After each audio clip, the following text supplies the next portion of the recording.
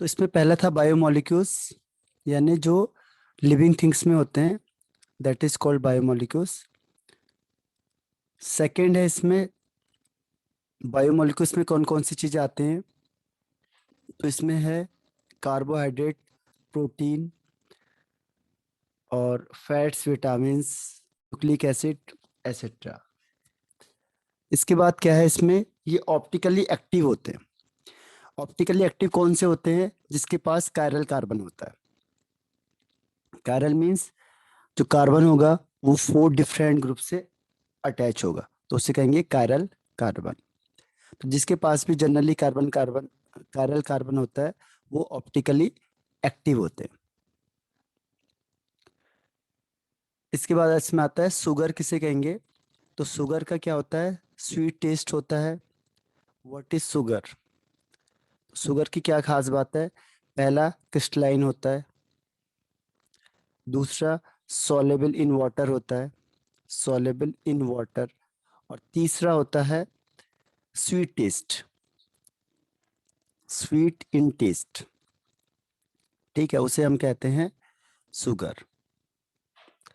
तो इसमें जो मोनोसेक्राइज्ड है वो आ जाते हैं और कुछ डाइसेक्राइज्ड आ जाते हैं। ठीक है, पॉलीसेक्राइज्ड इसमें नहीं आते।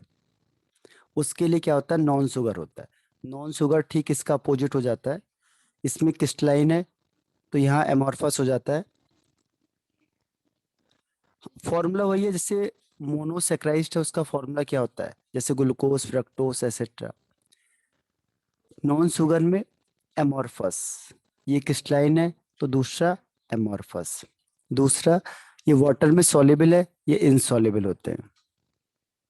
और तीसरा, ये स्वीट होता है, ये टेस्टलेस हो गया, टेस्टलेस। इसमें जनरली कौन से आते हैं? पॉलीसेक्राइज्ड। तो जो पॉलीसेक्राइज्ड होते हैं वो नॉन शुगर आते हैं, और जो शुगर होते हैं उसमें मोनो या डाई वगैरह में आ जाता है। ठीक है, तो शुगर एंड नॉन शुगर। तो जो आप शुगर जनरली यूज करते हैं उसे हम कहते हैं यहाँ पे सुक्रोज। इसके बाद क्या होता है देखो, शुगर में भी 2 टाइप्स होते हैं। एक होता है रिड्यूसिंग शुगर और एक होता है नॉन रिड्यूसिंग शुगर। ठीक है, तो रिड्यूसिंग एंड नॉन रिड्यूसिंग। तो रिड्यूसिंग किसे बोलेंगे और नॉन रिड्यूसिंग किसे बोलेंगे? तो रिड्यूसिंग का मतलब नाम से ही पता चल रहा है। देखो, रिड्यूसिंग का मतलब क्या होता है कि जो टॉलेंस रिजेंट या फेलिंग सॉल्यूशन को, टॉलेंस रिजेंट, ये एलडीआई टेस्ट से याद कर लेना आप लोग। फेलिंग सॉल्यूशन, ठीक है, फेलिंग सॉल्यूशन को रिड्यूस कर देता है। जो इसे रिड्यूस कर देगा उसे कहेंगे reducing solution, sugar, reducing sugar. और जो इनको रिड्यूस नहीं कर पाएगा उसे कहेंगे non reducing sugar, non reducing sugar. जो किसको रिड्यूस नहीं कर पाएगा, इसको टॉलरेंस रीजन को और फिलिंग सॉल्यूशन को, उसे कहेंगे नॉन रिड्यूसिंग शुगर। ठीक है, तो एक हो गया रिड्यूसिंग शुगर और एक हो गया नॉन रिड्यूसिंग शुगर। ठीक है, तो इसमें कौन से आएंगे जनरली? मोनोसेक्राइज्ड वाले, मोनोसेक्राइज्ड। डाइसेक्राइज्ड भी होते हैं लेकिन सुक्रोज नहीं आता। और इसमें आगे के पॉलीसेक्राइज्ड, नॉन रिड्यूसिंग में पॉलीसेक्राइज्ड। ठीक है, तो ये जनरली क्लासिफिकेशन हो गया कि शुगर किसे कहेंगे। देखो इसमें क्या क्या पढ़ा आपने हमने। एक तो शुगर किसे कहते हैं, दूसरा नॉन शुगर किसे कहते हैं। एग्जाम्पल में आ जाएगा जैसे पॉली, इसमें पॉली और इसमें मोनो या डाई वगैरह। फिर शुगर के भी 2 टाइप होते हैं। एक होता है रिड्यूसिंग शुगर, जो फेलेंस सॉल्यूशन और टॉलेंस रीजेंट को रिड्यूस कर देता है, तो उसका नाम हो जाएगा रिड्यूसिंग शुगर। दूसरा है नॉन रिड्यूसिंग शुगर, जो टॉलेंस रीजेंट या फेलिंग सॉल्यूशन को रिड्यूस नहीं कर पाता है, उसे कहेंगे नॉन रिड्यूसिंग शुगर। इसमें कौन आएंगे? पॉलीसेक्राइज वगैरह। फिर एक और क्लासिफिकेशन है मोनोसेक्राइज का। जनरली मोनोसेक्राइज 3 से 7 तक होता है। 3 4 5 6 7, ठीक है, 3 to 7। अब देखो, जनरली 3 के लिए ट्राई, ऐसे ही 4 के लिए टेट्रा, 5 के लिए पेंटा, 6 के लिए हेक्सा और 7 के लिए हेप्ट। इसके पीछे ओस लगा देते, ओस, ओस, ओस, ओस, ओस, ठीक है।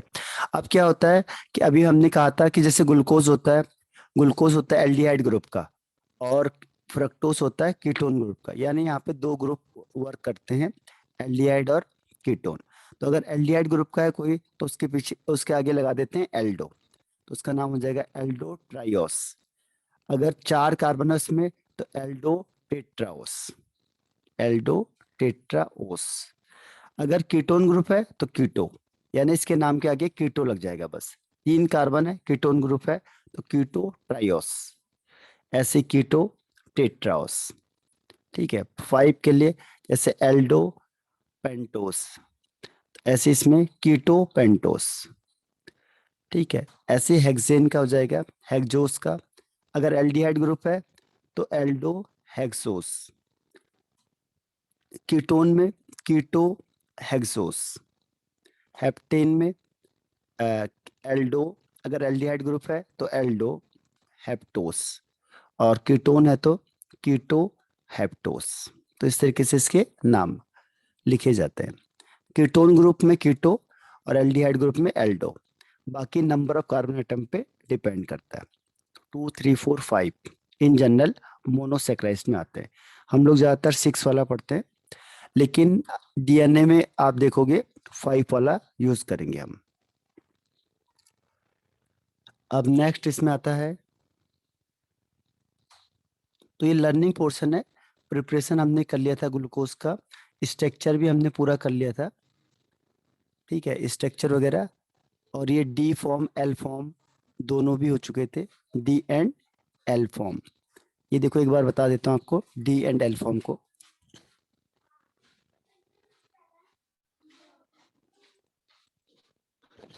देखो D form and L form, capital D and capital L. इसमें इसने जो एग्जांपल लिया है वो किसका लिया है, ग्लिसरल्डिहाइड का। इसमें क्या होता है देखो, सी है, यहाँ ओ एच एक अलग ग्रुप, दूसरा सी एच ओ दूसरा ग्रुप, तीसरा एच तीसरा ग्रुप, और चौथा है C S two O H. 4 different group हो गए, तो इसे कहते हैं कायरल कार्बन। कायरल कार्बन, ये स्टीरोजेनिक सेंटर, ये एसिमेट्रिक सेंटर, ध्यान रखना। तो इसमें 4 डिफरेंट ग्रुप लग गए, तो ये क्या हो गया, कायरल कार्बन हो गया। अब इसमें देखो, जो ओ एच ग्रुप है वो किस साइड है, इसमें ओ एच ग्रुप किस साइड है, राइट हैंड साइड में। तो ओ एच ग्रुप किस साइड है, राइट हैंड साइड में, तो इसे कहेंगे कैपिटल डी कॉन्फ़िगरेशन, ठीक है। और इसका दूसरा है, दूसरा एग्जांपल क्या है, देखो सी है, अब इसको चेंज कर दो, एच यहाँ लिख दो, ओ एच इधर लिख दो, बाकी सब कुछ सेम है। देखो, तो स्पेस में आपने थोड़ा सा भी चेंज किया तो दूसरा कंपाउंड बन जाएगा। ये देखो, अब ये ओ एच कहाँ चला गया, लेफ्ट हैंड साइड में। तो अगर O H left hand side में होगा तो इसे कहेंगे एल, एल कॉन्फ़िगरेशन। तो इस तरीके से डी एंड एल कॉन्फ़िगरेशन को डिसाइड करते हैं on the basis of O H, किस साइड है। अगर राइट हैंड साइड में तो कैपिटल डी, और अगर लेफ्ट हैंड साइड में है तो कैपिटल एल। अब उन्होंने ग्लूकोज को चेक किया, देखो, तो लास्ट वाला मैंने कहा था, जो सबसे लास्ट वाला कायरल कार्बन है, उसमें ओ एच किधर की साइड है, राइट हैंड साइड में। तो जब O H right hand side में है तो इसका मतलब ये कौन सा कॉन्फ़िगरेशन हो गया, डी। ये दोनों अलग है, ध्यान रखना, एक डी अलग है, एक स्मॉल डी अलग है। स्मॉल डी किसे कहते हैं, जो प्लेन पोलराइज्ड लाइट को राइट हैंड साइड में शिफ्ट कर देती है, ठीक है, राइट हैंड साइड में, पीपीएल को, प्लेन पोलराइज्ड लाइट को, ठीक है, उसे कहेंगे डी, स्मॉल डी या प्लस चार्ज। ठीक, तो ये प्लस जो दिख रहा है आपका, ये वो है डेक्स्ट्रोरोटेटिव या डी, और ये डी है जो, ये अलग है, ये वाला कैपिटल डी अलग है, ठीक है। तो दोनों का मतलब समझ जाना आप, प्लस का मतलब डेक्स्ट्रोरोटेटिव या डी, और कैपिटल डी का मतलब कॉन्फ़िगरेशन से। अब आता है इसका साइक्लिक स्ट्रक्चर। साइक्लिक स्ट्रक्चर देखो, अब यहाँ पे प्रूफ क्या हुआ था कि जैसे हमने कहा कि एल्डिहाइड ग्लूकोज है, उसमें एल्डिहाइड ग्रुप है, तो कहता है कि अगर चलो एल्डिहाइड ग्रुप है तो ये सिफ्स टेस्ट दे दे, कल ये बताया था, जैसे शिफ्ट टेस्ट होगा तो क्या होगा, इसमें शिफ्ट रिएजेंट डालेंगे तो पिंक कलर आ गया, तो इसका मतलब एल्डिहाइड है, लेकिन इसमें पिंक कलर आ ही नहीं रहा था। दूसरा, हाइड्रोजन सल्फाइड के साथ रिएक्शन करेंगे, ठीक है, sorry, with hydrogen sodium hydrogen sulphide के साथ रिएक्शन करेंगे, तो इसमें प्लस चार्ज माइनस चार्ज, तो ये एडिशन रिएक्शन दे देता क्योंकि डबल बॉन्ड ये है, इसमें माइनस है इसमें प्लस है, तो ये प्लस वाला माइनस के पास और माइनस वाला प्लस के पास जाता, लेकिन ऐसा हुआ ही नहीं, ठीक है, ये एडिशन रिएक्शन नहीं दे रहा था, तो इसका मतलब उन्होंने समझ लिया कि इसमें एल्डिहाइड ग्रुप तो है लेकिन फ्री नहीं है। फिर उन्होंने एक और चेक किया लास्ट में, उन्होंने क्या किया, पेंटा एसिटेट ग्लूकोज बना दिया। पेंटा एसिटेट ग्लूकोज का मतलब, जैसे ये हो गया CHO, पेंटा का मतलब 5 जगह पे ये एसिटेट जो हमने इससे पहले ही बनाया था, एसिटिक एसिड एसिटिक एनहाइड्राइड के साथ रिएक्शन करके, तो CH2O C double bond O CH3, इसका होल 4 था, तो इसे कहते हैं पेंटा एसिटेट। अब जैसे पेंटा एसिटेट करके उन्होंने इसमें क्या किया, NH2OH यानी हाइड्रोक्साइल एमाइन के साथ रिएक्शन करी, तो अब रिएक्शन हो ही नहीं रही थी, जबकि वो ऐसे में हो जा रही थी, लेकिन ऐसे में नहीं हो रही है, तो इसका मतलब क्या हुआ कि अब ये डायरेक्ट किसके साथ लिंक होगा, CHO के साथ, लेकिन ये CHO के साथ लिंक नहीं हो रहा था। इसका मतलब जो इसमें एल्डिहाइड ग्रुप है वो फ्री स्टेट में प्रेजेंट नहीं है, इसीलिए टेस्ट नहीं दे पा रहा। तो फाइनली वो इस कंक्लूजन पे आए कि जो ग्लूकोज होता है इसकी 2 फॉर्म होती है, साइक्लिक फॉर्म। अब ये ओपन चेन स्ट्रक्चर इसका फेल हो गया, इसका ओपन चेन स्ट्रक्चर फेल हो गया। साइक्लिक में इसके 2 फॉर्म होते हैं, एक होता है अल्फा ग्लूकोज और एक होता है beta glucose. Alpha glucose and beta glucose. Alpha glucose होता है, इसका मेल्टिंग पॉइंट होता है 419 केल्विन, ठीक है, 419 केल्विन। इसको क्रिस्टलाइजेशन करेंगे कंसंट्रेटेड सॉल्यूशन ऑफ ग्लूकोज में, क्रिस्टलाइजेशन करेंगे तो ये ऑब्टेन हो जाएगा अल्फा फॉर्म एट 313 केल्विन पे। जबकि बीटा होता है जो, इसका मेल्टिंग पॉइंट होता है 423 केल्विन, और इसका क्रिस्टलाइजेशन करेंगे hot and saturated aqua solution at 371 kelvin temperature पे। दोनों में क्या है, कंडीशन अलग अलग है, बस अल्फा के लिए अलग है और बीटा के लिए अलग है, ठीक है। तो अल्फा के केस में क्रिस्टलाइजेशन करेंगे, क्रिस्टलाइन जो क्रिस्टलाइन फॉर्म होती है इसमें हम लोग क्या करते हैं, क्रिस्टलाइजेशन करते हैं कंसंट्रेट सॉल्यूशन ऑफ ग्लूकोज का, तो अल्फा बन जाएगा। और बीटा भी क्या होता है, क्रिस्टलाइजेशन फॉर्म होता है hot and saturated aqua solution of glucose. तो फाइनली उन्होंने देखा कि ये जो कॉम्बिनेशन है ओपन का वो गलत है, और फाइनली इसमें आया साइकिल का।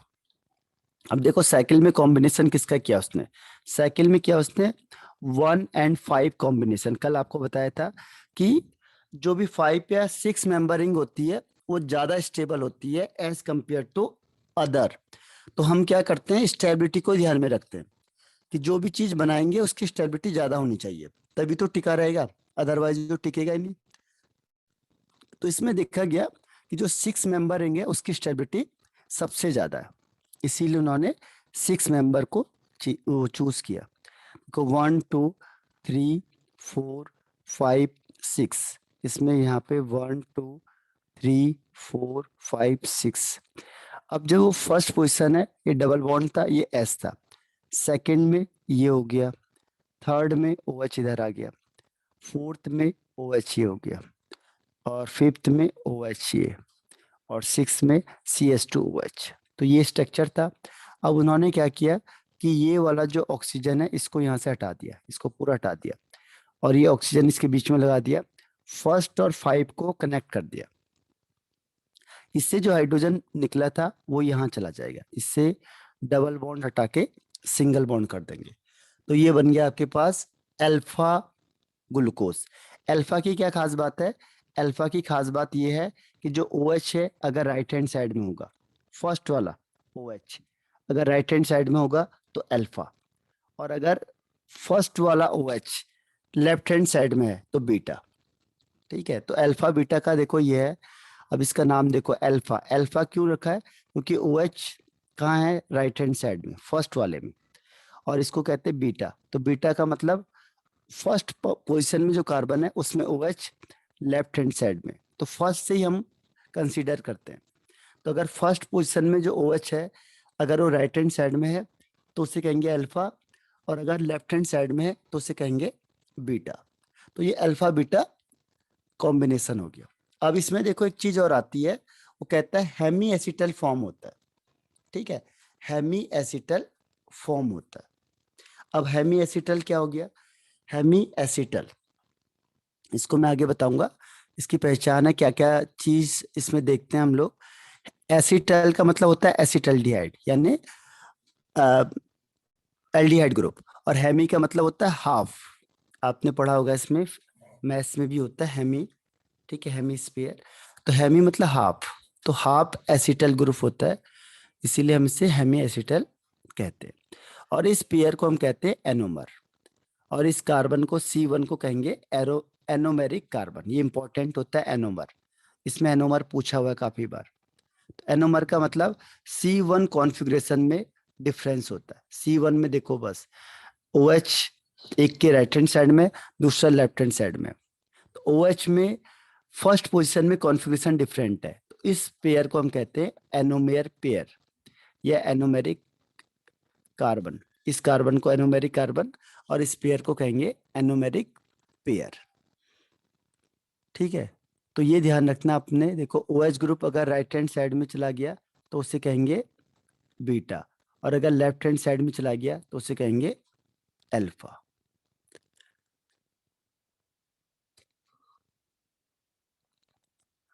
अब नेक्स्ट है कि जो ये स्ट्रक्चर बना था वो काफी कॉम्प्लिकेटेड बन रहा था, तो फिर क्या हुआ, जो मैंने अभी बताया वो फिशर प्रोजेक्शन था, वो फिशर साइंटिस्ट ने दिया था। अब जब कॉम्प्लिकेटेड था वो, तो उसको आसान बनाने के लिए क्या हुआ कि जो दूसरा साइंटिस्ट था हॉवर्थ, उसने इसमें एफर्ट किया कि कैसे हम इसको और आसान बना दें। ठीक है, क्योंकि जो पहले का था वो काफी कॉम्प्लिकेटेड, अगर हम रिएक्शन में कराएंगे और चीज कराएंगे तो क्या होगा, कॉम्प्लिकेटेड हो रहा था। तो उन्होंने कहा इसको आसान कर दें। ठीक है, तो आसान कैसे करेंगे देखो, तो इसे प्रोजेक्शन को हम कहते हैं हॉवर्थ प्रोजेक्शन। ये किसने दिया था, साइंटिस्ट था हॉवर्थ। तो हॉवर्थ प्रोजेक्शन था जो, उसके अकॉर्डिंग क्या है देखो, हॉवर्थ प्रोजेक्शन, इन्होंने पायरॉन लिया। पायरॉन जैसे स्ट्रक्चर देखो, 1 2 3 4 5 6, और ये डबल बॉन्ड है, तो ये पायरॉन जैसा स्ट्रक्चर है, इसीलिए इसे पायरोनोस स्ट्रक्चर भी कहते हैं। जो भी ग्लूकोज या फ्रक्टोस बनाते हैं, ग्लूकोज जो बनाता है सॉरी, फ्रक्टोस ने, उसे कहते हैं पायरोनोस स्ट्रक्चर, क्योंकि पायरॉन जैसा दिखता है वो। ये हेट्रो साइक्लिक कंपाउंड होता है, तो पायरॉन जैसा दिख रहा है एग्जैक्टली, तो इसलिए उससे कह देते हैं पायरोनोस स्ट्रक्चर। अब इसने क्या बोला देखो, इसने कहा कि जो फिशर प्रोजेक्शन है तुम वैसे ही बनाओ, बस एक चीज कर दो, जैसे अभी मैंने कहा इसको है, तो उन्होंने भी ऐसे ले लिया, ऐसे देखो यहाँ ऑक्सीजन, ये। ठीक, अब उन्होंने कहा कि जो भी चीज वहां राइट हैंड साइड में थे, जो फिशर था इसके अकॉर्डिंग, जो भी चीज राइट हैंड साइड में है उसे आप नीचे लिखो, बिलो, और जो भी लेफ्ट हैंड साइड में है उसे कहाँ रखो, अबव में। बस यही तरीका अपनाना है। अब देखो यहाँ से काउंटिंग स्टार्ट करेंगे, तो मैंने आपको बोला था इजी स्टेप क्या, 1 2 3, तीसरे नंबर का OH ऊपर होगा, बाकी सारे OH नीचे होंगे। ठीक, तो ये सारे OH नीचे है, यहाँ पे होगा नहीं, ये CH2OH, क्योंकि पांचवा नंबर का O यहाँ आ गया। ठीक है, तो ये बन गया आपके पास, बाकी इधर H लगा दो। तो जब OH नीचे होगा, बिलो होगा, तो उसे कहेंगे अल्फा, अल्फा ग्लूकोज, सॉरी हाँ अल्फा ग्लूकोज। ठीक है, तो अल्फा ग्लूकोज क्या हुआ, जब फर्स्ट वाला जो कार्बन है उसमें OH बिलो होगा, नीचे की साइड होगा, तो इसे कहेंगे alpha, alpha glucose, alpha glucose like this. ये देखो OH नीचे है, तो ये हो गया अल्फा ग्लूकोज या ग्लूको पायरनोज। अगर फर्स्ट वाला OH ऊपर है तो उसे कहेंगे बीटा डी ग्लूकोपाइरानोस। ठीक है, तो फर्स्ट पे ही चेंज होगा, इसीलिए से कहते हैं एनोमर। तो एनोमर का मतलब जो फर्स्ट पोजीशन होती है उसमें जो कार्बन है उसका कॉन्फ़िगरेशन डिफरेंट हो जाता है, तो उसे कहते हैं एनोमर। ये कई बार पूछा है एनोमर, इसमें देते कम है लेकिन ये क्वेश्चन पूछा हुआ है कई बार, तो एनोमर का याद रखना पड़ेगा आपको। अब देखो मैंने अभी कहा था हेमी एसिटल, कैसे पता चलेगा? देखो ये वाला जो कार्बन है वो हेमी एसिटल है, ये वाला कार्बन। अब इस कार्बन को ले लो 1, इससे ऊपर क्या लगा हुआ है? H, तो यहाँ मैंने H लगा दिया, इसके आगे OH रखा हुआ है, तो कहीं पे भी दिखा दो OH। तीसरा देखो, यहाँ से देखोगे तो ये OR आ गया, तो ये OR कॉम्प्लिकेटेड है बट इजी है। और चौथा क्या आएगा? चौथा ये C आ गया, तो C यानी एल्गाइल ग्रुप आ गया। ठीक, तो ये 4 हो गया। तो जब भी ऐसी कंडीशन आएगी तो उसे कहते हैं hemiacetal. Hemiacetal, carbon के साथ OH भी है, हाइड्रोजन भी है, OR भी है और C भी है, तो उसे कहेंगे हेमी एसिटल। ठीक है, तो हेमी एसिटल ये है किसके पास? ग्लूकोज के पास। और अगर मैंने कहा एसिटल, तो एसिटल में क्या चेंज हो जाएगा? जहां पे ये H रखा है इसको R कर देना बस। देखो हेमी एसिटल में क्या है, फिर से बता देता हूँ। हेमी एसिटल में C है, यहाँ लगा दो OH, यहाँ लगा दो H, इसमें हो गया OR और यहाँ हो गया R।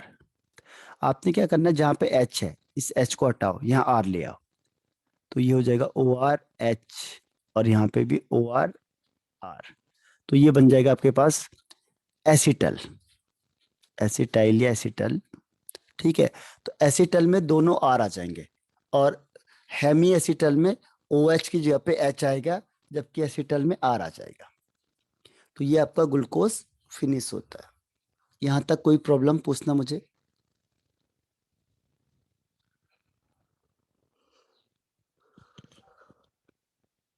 Any doubt? रिप्लाई करना yes no. No sir. Okay, ये लर्निंग पोर्शन है, ठीक है, इसको याद करना ही पड़ेगा। अब नेक्स्ट इसमें आता है फ्रक्टोस।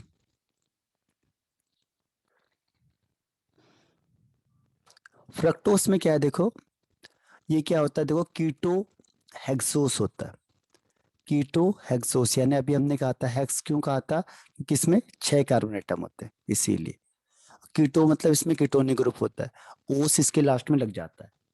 ठीक है, तो ये डाइसैकराइड के हाइड्रोलाइसिस से बनता है। और ये क्या sir used as a sweetener, और ये फाउंड होता है फ्रूट्स में, हनी में और वेजिटेबल्स में। ठीक है, अब है स्ट्रक्चर, तो मेन इसमें स्ट्रक्चर ही होता है। तो फ्रक्टोज के लिए क्या ध्यान रखना है? फ्रक्टोज के लिए क्या होता है? 6 कार्बन, इसमें भी वही करना है। देखो 1 2 3 4 5 6। अब सेकंड नंबर में C डबल बॉन्ड O हो जाएगा, कीटोन ग्रुप, क्योंकि इसमें कीटोन होता है, तो कीटोन फर्स्ट में नहीं हो सकता, इसीलिए पॉसिबल ही नहीं है फर्स्ट में, इसीलिए सेकंड पे होगा। और आगे देखो CH2OH, ये तो CH2OH हो गया। थर्ड नंबर में OH लेफ्ट में होता है, इसमें भी वही केस है, बाकी सारे राइट हैंड साइड में। ठीक है, बाकी सारे राइट हैंड साइड में। तो ये हो गया इसका ओपन स्ट्रक्चर। ठीक है, और ये भी डी वाला है, देखो कैपिटल डी है, क्योंकि OH जो सेकंड लास्ट है ये कायरल कार्बन है, तो कायरल कार्बन के सेकंड लास्ट में जो कार्बन है ये, इसमें OH राइट हैंड साइड में, तो जैसे आपको दिख गया राइट हैंड साइड में, यानी ये डी कॉन्फ़िगरेशन हो गया, कैपिटल डी। तो हमने लास्ट वाला कायरल कार्बन कंपैरिजन करना है। ठीक है, तो ये हो गया आपका डी ग्लूकोज, सॉरी फ्रक्टोस। तो ये ओपन स्ट्रक्चर है, तो इसका ओपन स्ट्रक्चर भी फेल हो गया, जैसे उसके साथ हुआ था ऐसे ही इसमें था। अब फिशर ने भी इसे ट्राई किया और किसने भी ट्राई किया, हॉवर्थ ने भी, दोनों ने इसका आंसर दिया। बेस्ट हॉवर्थ वाला है, कीटोन वाला नहीं है। अब इसमें देखो इसने भी क्या किया, इसने 5 मेंबर की लिंक बना दी, जैसे CH2OH, क्योंकि जो एक्टिव ग्रुप होता है वही कनेक्ट होता है, तो यहाँ पे C डबल बॉन्ड O हो गया, 2 C, तीसरा C, तीसरे C में क्या होता है एच लेफ्ट हैंड साइड में होता है बस। बाकी चौथे में इधर ओ एच, और पांचवे में सी ओ एच एच, और लास्ट है जो इसमें हो जाएगा C H two O H. तो कोई ज्यादा डिफरेंस नहीं है, बस देखो ये भी पॉलीहाइड्रोक्सी है, कीटोन है ये। अब इसमें 2 और 5 कनेक्ट होंगे। इसमें कौन कनेक्ट होंगे? 2 वाला और 5 वाला। 2 एंड 5 इज कनेक्टेड। तो सेम प्रोसेस है, यहाँ से ओ एच निकलेगा, यहाँ पे क्या होगा, ओ बीच में आ जाएगा। ठीक, उसके बाद फिर क्या होगा, जो एच इससे निकला था, यहाँ से जो एच निकला था वो इसके साथ कनेक्ट हो जाएगा। तो ये एच अगर राइट हैंड साइड में होगा तो अल्फा, और अगर ये O H left hand side में होगा तो बीटा। तो इस तरीके से ग्लूकोज को हम फाइंड आउट कर लेते हैं। तो देखो जो फिशर ने बनाया था, अकॉर्डिंग टू फिशर, इसने नाम शो नहीं किया है,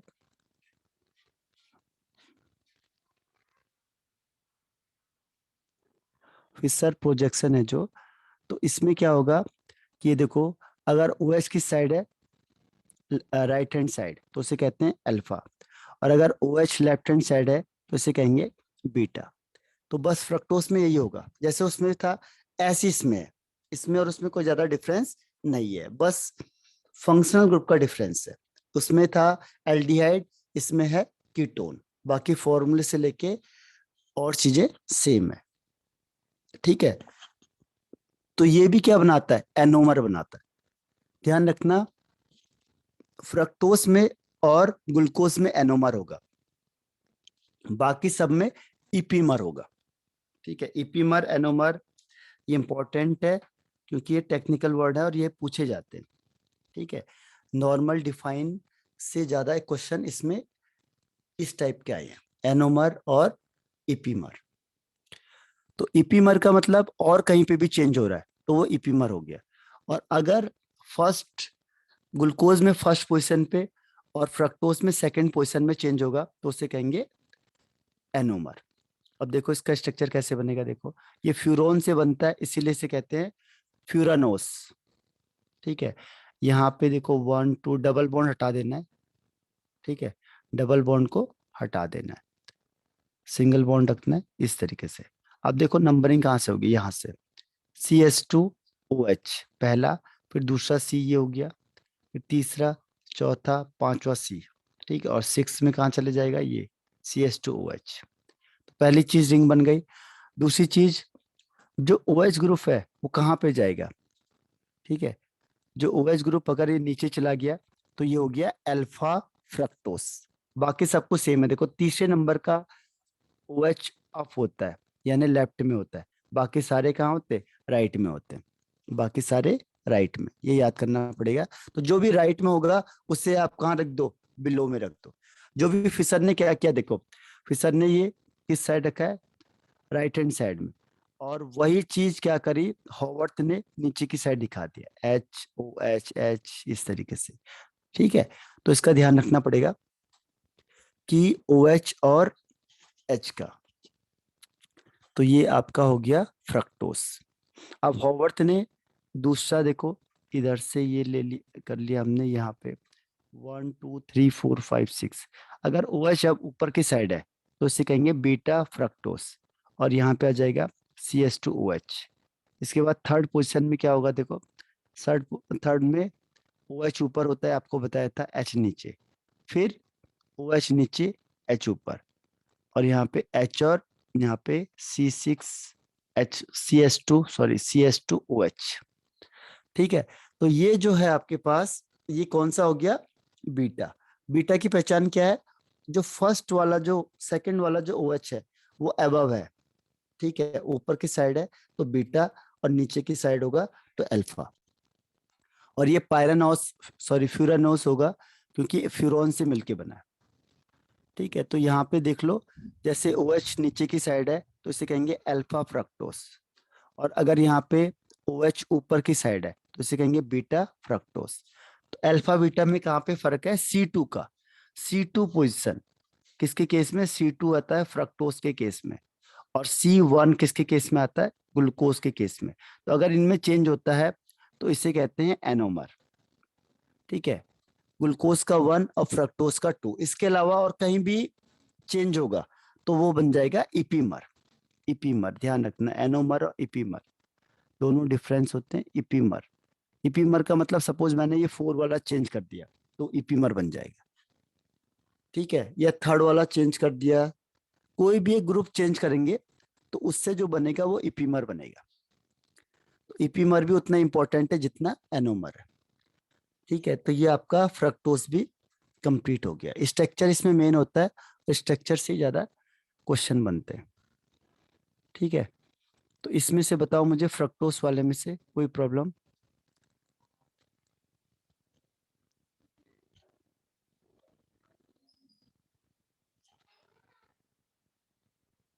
रिप्लाई करना।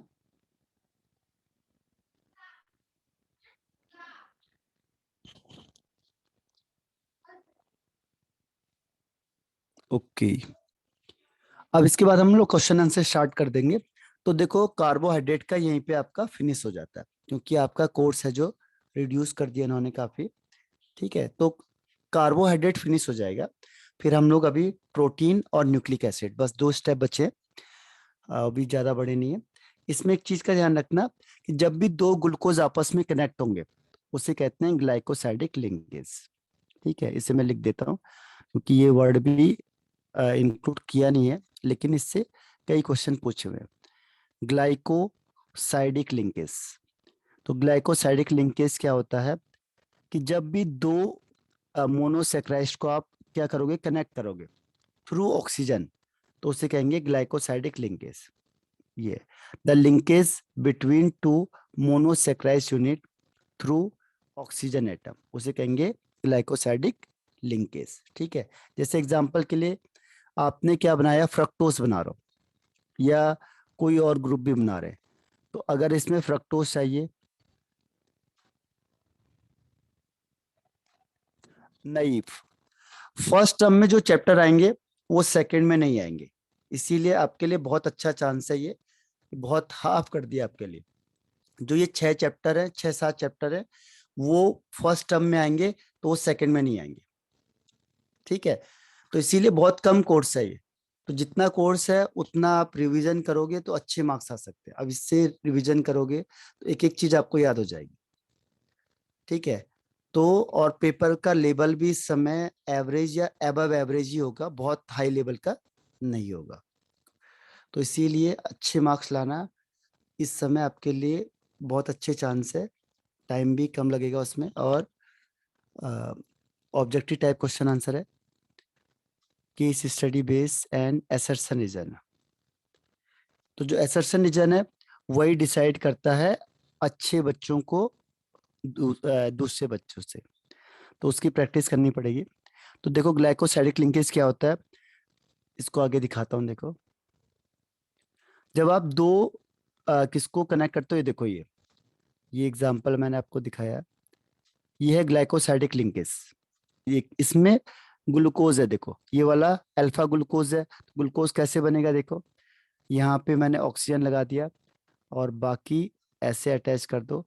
अब देखो अल्फा का मतलब OH नीचे हो गया, बाकी सब एज इट इज है। देखो 1 2 3, 3 नंबर का OH ऊपर होता है, बाकी सारे नीचे होते हैं, ठीक है, इतना ध्यान रखना। इसको छोड़ के बाकी सारा H होगा। दूसरी चीज क्या है, लास्ट में 6 वाले में CH2OH हो जाता है बस, ठीक। तो ये बन गया आपका अल्फा ग्लूकोज। तो यहाँ पे क्या था, OH था, बाकी एज इट इज है। फ्रक्टोस ले लिया हमने, फ्रक्टोस में भी क्या होगा, फर्स्ट में ऊपर CH2OH है तो नीचे क्या होगा, OH होगा। तो OH मिलके क्या करते हैं, वाटर मॉलिक्यूल यहाँ से एलिमिनेट कर देते हैं, यहाँ से वाटर मॉलिक्यूल निकल जाएगा और क्या बच जाएगा, ऑक्सीजन। तो जब 2 मोनोसेक्राइड यूनिट कनेक्ट होते हैं through oxygen with the elimination of water molecule, तो this bond is called glycosidic linkage.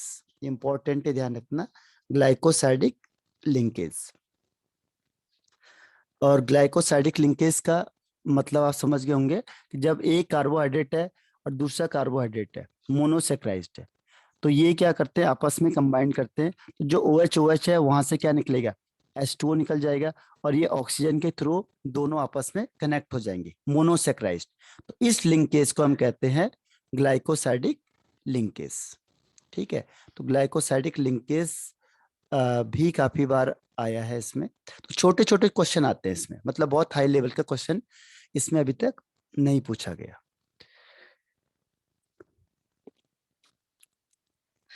आप देखो आगे बढ़ते हैं, ये तो आपका कार्बोहाइड्रेट फिनिश हो गया है। कार्बोहाइड्रेट में केवल ग्लूकोज और फ्रक्टोज का स्ट्रक्चर और इस तरह के क्वेश्चन है। अब सेकंड आता है प्रोटीन।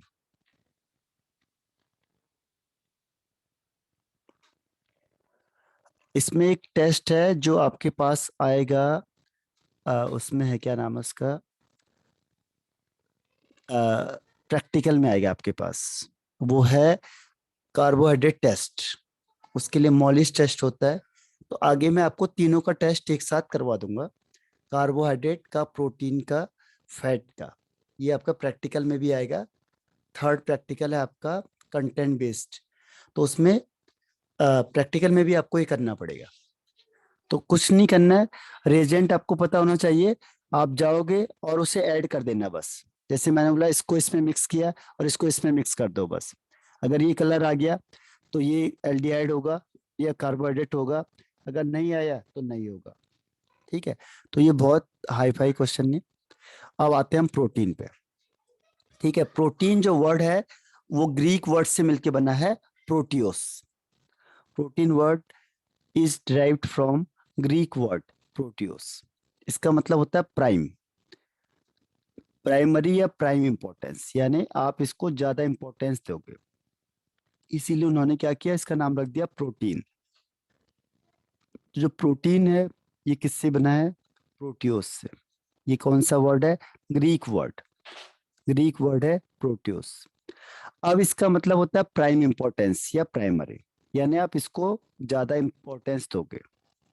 रीजन क्या है, क्योंकि जितने भी बॉडी में क्या होता है, ग्रोथ होता है, मेंटेनेंस होता है, फंडामेंटल बेसिक स्ट्रक्चर जो फॉर्म्ड होता है, फंक्शन ऑफ लाइफ है, इसमें प्रोटीन यूज होता है। इसीलिए इसको प्राइमरी या सॉरी प्राइम इंपॉर्टेंस या प्राइमरी बोला गया है। ये जरूरी होता है। ठीक है, फंक्शन ऑफ लाइफ के लिए, फंडामेंटल। अच्छा टाइम खत्म हो गया है, रिज्वाइन करना अपने सेम आईडी पे।